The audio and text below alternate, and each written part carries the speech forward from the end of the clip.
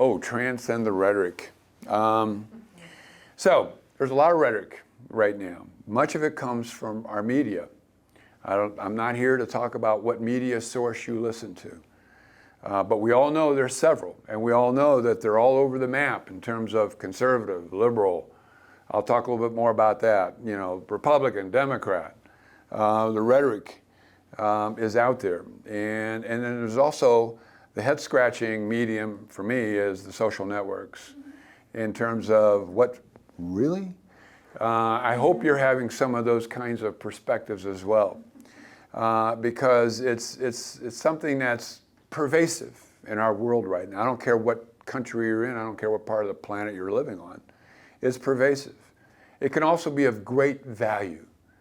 Now, every time I'm talking about this, I'm talking about rhetoric that's divisive, that's polarizing, that's harmful, that's personalizing, that's mean-spirited.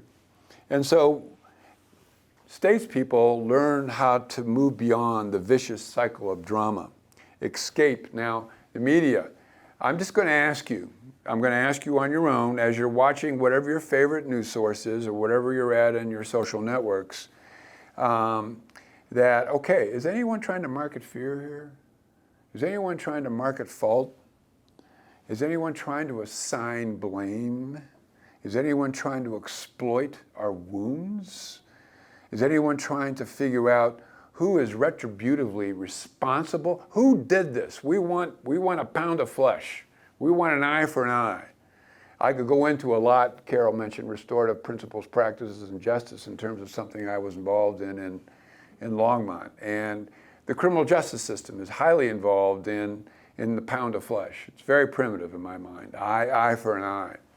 And we created something here in Longmont where we kind of expanded in what I would like to think, we kind of brought some enlightenment to the nature of the definition of justice so that we're not caught up in creating fear, creating shame, creating who's wrong and who's right, winners and losers, or assigning blame.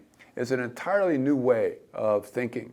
And we teach classes, again, that's based on this in terms of how do you do that? How do you get beyond the rhetoric? How do you get beyond that kind of blaming, that kind of marketing the fear? And